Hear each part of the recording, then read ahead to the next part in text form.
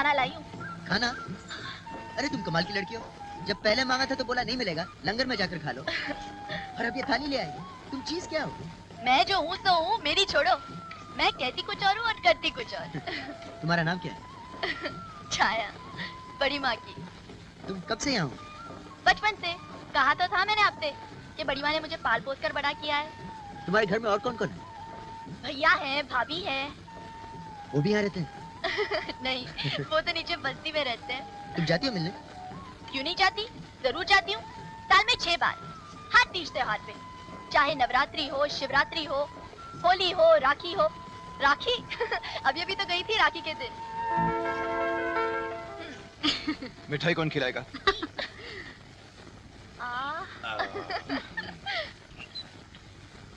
अरे वाह।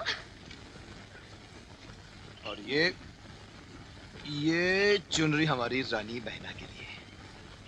ये चुनरी तुम्हारा हाथ बनकर हमेशा मेरे सर पर रहेगी भैया। सुखी रहो। वो तो ठीक है, पर एक बात मेरी भी सुन ले छाया। अब तू बड़ी हो गई है और हमने ये सोचा है कि अब तू हवेली में काम करना बंद कर दे और हमारे साथ रहे। हाँ हाँ छाया, भगवान की दया से अब तेरे भाई के पास भी थोड़ा बहुत पैसा आ गया। वो तुझे महल का आराम न सही पर सुख की जिंदगी जरूर दे सकता है। ओह, तो आप ये समझ रहे हैं कि मैं वहाँ पे किसी की नौकरी कर रही हूँ?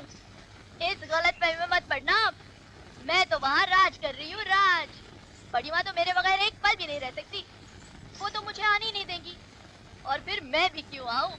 हुक्म चलता है मेरा वहाँ पे। पता है भैया, मेरी मर्जी के बिना वहाँ पे एक पत्ता भी नहीं हिल सकता। क्या नहीं हिल सकता? पत्ता भी नहीं। मुझे लगता है कि मुझे आपकी काफी मस्काबाजी करनी पड़ेगी। करनी तो पड़ेगी, जब तक तुम इस तंबू में हो। एक बार घर के अंदर आ जाओगे तो मस्काबाजी मुझे करनी पड़ेगी। तुम बहुत अच्छी हो। तो मैं हूँ। खाना जो लेकर आई हूँ, कल कपड़े भी धोकर दूंगी तो और भी अच्छी हो जाऊंगी, है ना? छाया जी। एक कंबल मिलेगा? अब नवाब साहब को कंबल भी चाहिए। तुम इस घर के अंदर घुस पाओगे या नहीं ये मुझे पता नहीं, पर ऐसे लगता है तुम मुझे इस घर से जरूर निकलवा कर ही रहोगे। तो गरिमा को पता चल गया ना तो मैं तो अरे तुम तो कमाल करती हो। अभी तो तू कह रही थी कि तुम्हारे हुक्म के बिना एक पत्ता नहीं हिल सकता और एक छोटा सा कंबल ही दे सकती। ठीक है, ऊपर से फेंक देती हूँ, उठा लेना। छाया हाँ। तुम बहुत अच्छी हो। अब हीटर मत मांग लेना। काफी सर्दी है ना बड़ी माँ? आपका पोता नहीं दिखाई दे रहा, शायद भाग गया। दादी माँ, गुड मॉर्निंग दादी माँ। लो, सुबह सुबह मुंह लग गया। मेरा तो सारा दिन खराब कर दिया। अरे लेकिन मेरा दिन तो अच्छा हो गया दादी माँ, सुबह सुबह आपकी प्यारी शक्ल देखकर। Have a nice day. दादी माँ, I love you. You! चल।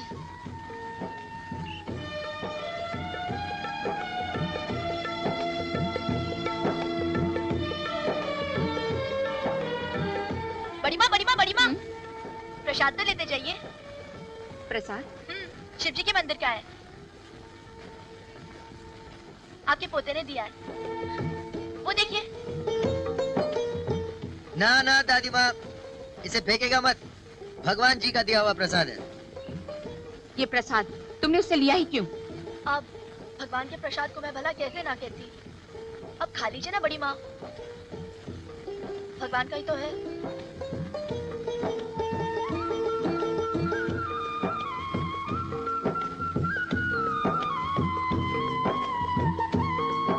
I love you दादी माँ। अरे अंजलि देवी के घर के आगे से परिंदा भी पर मार कर निकले ना तो उसकी आवाज संपत राय के कानों से गुजर कर जाती है। हमें अच्छी तरह से खबर है कि उसका पोता लंदन से आकर तंबू में उसी के घर के सामने रह रहा है। और भी रहते हैं तो रहने दो, हमें उससे क्या है। हमें तो सुई तब चुभेगी अगर वो उसे अपना कहकर अपने सीने से लगाएगी। लेकिन ऐसा हरगिज नहीं होगा क्योंकि संपत राय इस घर के पुराने इतिहास से अच्छी तरह से वाकिफ है। वो उस छोकरे को उस घर के अंदर कभी नहीं आने देगी। वो अपनी ममता के 100 टुकड़े कर लेगी लेकिन अपने पति को दिया हुआ वचन कभी नहीं तोड़ेगी।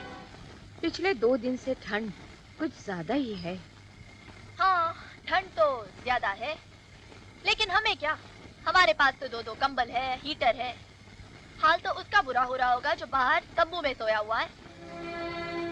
बेचारा सुबह तक तो कुक्कड़ बन जाएगा। जाओ, जाके सो जाओ। बड़ी माँ कुछ काम बाकी है, मैं जरा उसे निपटा कर आती हूँ।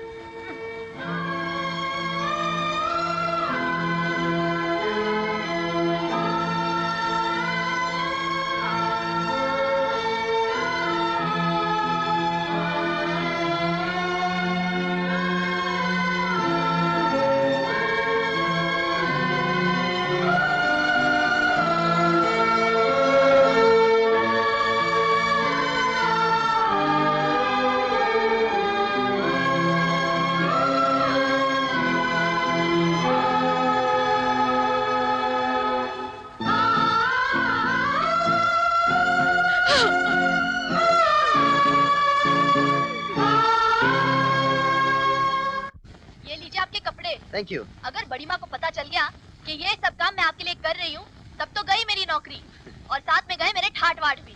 घबरा मत छाया, तुम्हारी ठाट वाट वैसी की वैसी रहेगी। वैसे धीरे धीरे बड़ी माँ पर असर हो रहा है। अच्छा, ये तो बड़ी खुशी की बात है। और वैसे भी ये सब तुम्हारी आइडिया की वजह से हुआ है। वो तो है ही। अब और किसी चीज की जरूरत हो तो बोलो। बोल दूंगा। इस स्पीकर से ये तुम रख लो। अगर मैं इस माइक में बोलूंगा तो मेरी आवाज तुम तक जरूर पहुंचेगी। अरे वाह, कैसे? ये माइक है, ये स्पीकर है। अगर मैं यहाँ से बोलूंगा तो आवाज वहाँ से आएगी। Remote control. क्या कंट्रोल? Remote control. छोड़ो। अच्छा, इसकी आवाज वहाँ तक पहुँच सकती है? हाँ, पहुँचेगी।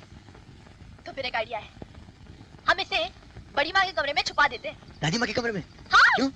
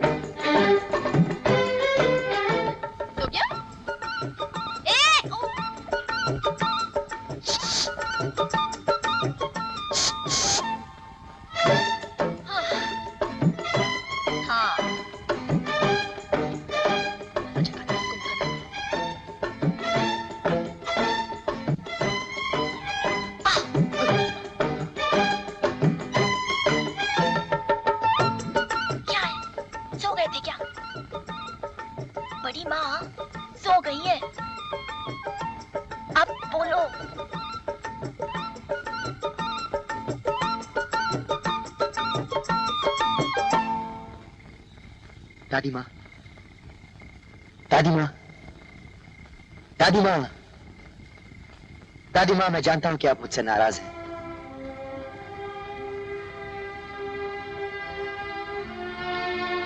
मैं जानता हूँ कि मुझे घर से निकालकर आप बहुत बेचैन हैं। मैं आपसे बहुत प्यार करता हूँ दादी माँ। मैं तो बस उसी दिन के लिए जी रहा हूँ जब आप प्यार से अपना हाथ मेरे सर पर रखेंगे। छाया, छाया, छाया। जी बड़ी माँ। ये राजा की आवाज इस कमरे में कहाँ से आ रही है? इस कमरे में? हाँ। राजा की आवाज?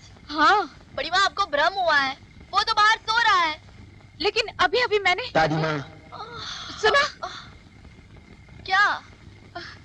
हट।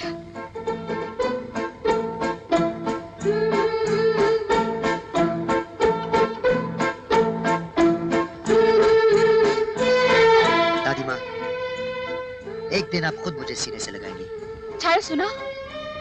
दादी माँ, मैं जानता हूँ कि आप मेरे बिना नहीं रह सकती। आप भी मुझे बहुत प्यार करती हैं। सुना, वही आवाज। बड़ी माँ, मुझे तो कोई आवाज सुनाई नहीं दे रही। नहीं, ये क्या हो रहा है? बड़ी माँ, मुझे ऐसे लगता है ये जो आवाज है ना, आपकी अंतरात्मा से आ रही है। हाँ, ऐसी हो सकती है। अंतरात्मा? कल रात बड़ा मजा आया। जब आधी रात को कमरे में तुम्हारी आवाज सुनाई देने लगी ना, तो बड़ी माँ तो उठ गई, घबरा कर इधर उधर देखने लगी, कभी दाएं जाए तो कभी बाएं। और मैंने भी ऐसा नाटक किया जैसे मुझे तो कुछ सुनाई नहीं दिया। वो बार बार मुझसे पूछती रही और मैं बार बार चुप। फिर आखिर में जब वो थक गई तो मुझसे देखा नहीं गया, तो मैंने एंड में कह दिया कि बड़ी माँ, ये आवाज आपकी अंतरात्मा से आ रही है। बहुत अच्छा किया तुमने। इस बात से दादी माँ के दिल पर जरूर असर होगा। होगा कैसे नहीं? आखिर मैं जो हूँ, तुम दोनों के बीच मैं ऐसा पुल बांधूंगी कि कुछ ही दिनों में तुम दोनों एक हो जाओगे। तुम्हारा ये एहसान मैं जिंदगी भर नहीं भूलूंगा। भूलना भी नहीं चाहिए। आजकल कौन किसी के लिए इतना करता है? एक मैं हूँ जो आपके लिए आधी आधी रात तक जागती रहती हूँ, और एक आप है जो कल रात कुंभकर्ण की तरह सो रहे थे। अगर मैं रुमाल में लपेटकर सेब ना फेंकती तो कल रात हमारे नाटक का प्लान हमारे ही सर पर गिर जाता। हाँ, सेब का आइडिया बहुत अच्छा था बाय द वे। उससे मेरी नींद भी खुल गई और सेब खाकर मेरी भूख भी मिट गई। वो तो ठीक है, लेकिन सेब के साथ साथ क्या मेरा रुमाल भी खा गए? रुमाल तो लौटाओ। रुमाल? रुमाल तो गुम हो गया शायद। हाँ? रात को तंबू में रखा था, सुबह देखा तो गायब। शायद कोई बंदर ले गया। हाय राम, आप तो अपने कोई भी चीज का ख्याल नहीं रख सकते। अभी अभी मंदिर जा रही थी, भगवान जी से ये दुआ करने कि दादी और पोते का मिलाप जल्दी हो जाए। अब लगता है कि रुमाल के लिए भी दुआ करनी पड़ेगी।